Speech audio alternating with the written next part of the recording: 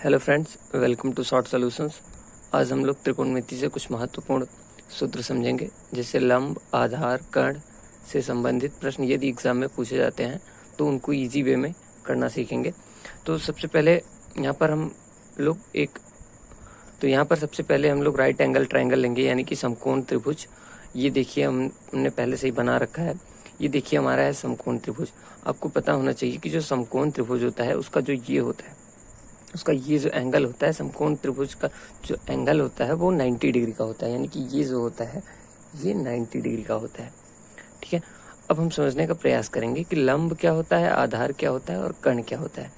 तो आपको बता दें, जो 90 डिग्री के सामने की रेखा होती है, जो 90 डिग्री के सामने की जो रेखा होती है उसको कहते हैं कर्ण, यानी कि ये हमारा है कर्ण। इसको इंग्लिश में बोलते हैं हाइपोटेनस। इसको एच से डिनोट करते हैं, स्मॉल एच से डिनोट करते हैं। और यदि थीटा हम यहाँ लेते हैं, यहाँ जैसे कि मान लीजिए थीटा एंगल हमारा यहाँ है, तो जो लंब होता है वो थीटा एंगल के सामने की जो भुजा होती है उसको हम क्या कहते हैं, लंब कहते हैं। तो यहाँ पे हमने एंगल माना है थीटा, तो इसके सामने की भुजा ये जो हो जाएगी लंब। लंब को इंग्लिश में कहते हैं परपेंडिकुलर, स्मॉल पी से डोनेट करते हैं। तो हमारा आता है बचा, इसको बोलते हैं बेस। बेस मीन्स आधार होता है, तो इसको बोलते हैं आधार। इसको बेस है तो स्मॉल बी से डिनोट करते हैं। आशा करते हैं आपको ये समझ में आ गया होगा। तो एक बार और देख लेते हैं। जो 90 डिग्री के सामने की जो रेखा होती है उसको बोलते हैं कर्ण, और जो थीटा एंगल के सामने की भुजा होती है उसको हम बोलते हैं लंब, और जो बची रेखा होती है उसको हम बोलते हैं आधार। ठीक है, चलिए इस वाले समकोण त्रिभुज में एक बार देख लेते हैं। जैसे कि यहाँ देखिए है, ये तो 90 डिग्री का एंगल है। सब इसके सामने की रेखा कर्ण जो है बदलेगा नहीं। कर्ण जो है हमेशा जो 90 डिग्री के सामने की जो रेखा होगी वही होगा, क्या होगा, हमारा कर्ण। लेकिन यदि थीटा यहाँ पे हो, यदि थीटा एंगल हम यहाँ पे ले, तो इसके सामने की जो रेखा होगी वो होगी हमारी लंब। तो इस स्थिति में ये होगा हमारा लंब, यानी कि परपेंडिकुलर। इसको स्मॉल पीछे डिनोट करते हैं। यदि ये कर्ण हो गया, ये लंब हो गया, तो इसका आधार जो होगा ये हो जाएगा आधार। इसको बोलते हैं बेस, स्मॉल बी से डिनोट करते हैं। तो आशा करते हैं आपको ये चीजें समझ में आई होंगी।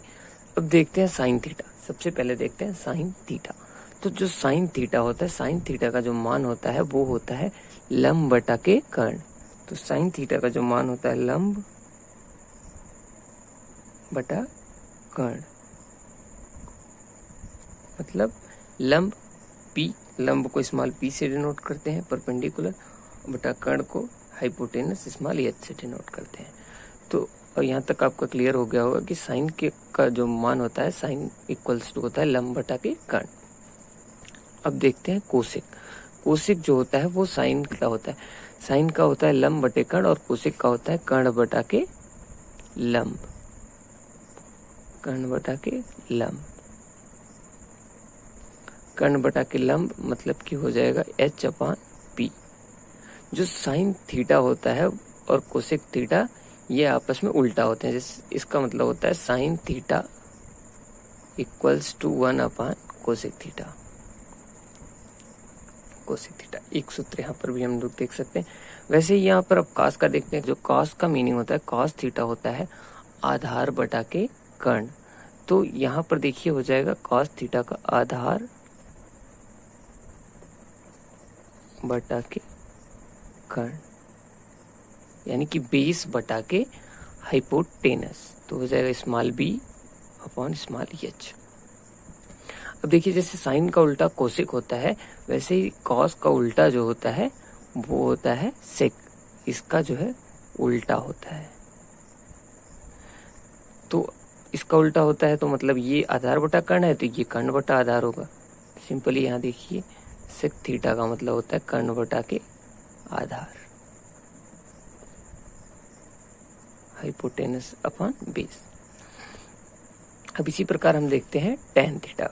तो टैन थीटा का जो मान होता है ये होता है लंब बटे आधार।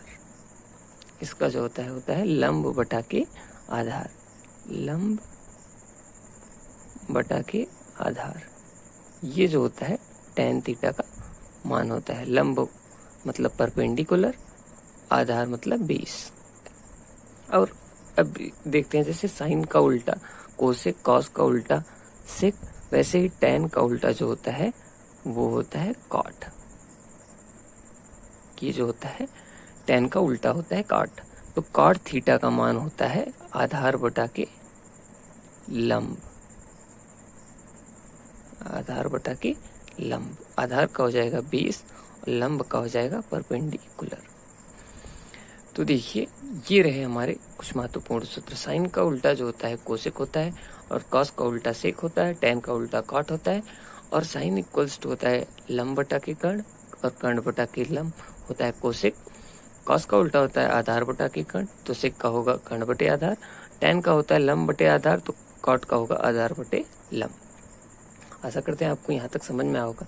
सबसे जो इम्पोर्टेंट बात होती है राइट एंगल ट्राइंगल, यानी कि जो समकोण त्रिभुज होते हैं उनमें जो कर्ण होती है, सबसे इम्पोर्टेंट चीज़ है हमें ये पहचानना कि कर्ण कौन सा है, आधार कौन सा है, लंब कौन सा है।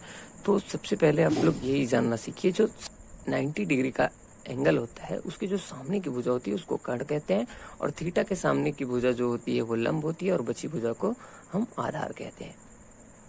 आशा करते हैं आपको ये चीज़ें सब समझ में आई होंगी। तो प्लीज़ वीडियो को लाइक करें, चैनल पर नए हो तो चैनल को सब्सक्राइब करें। थैंक यू, मिलते हैं अगले वीडियो।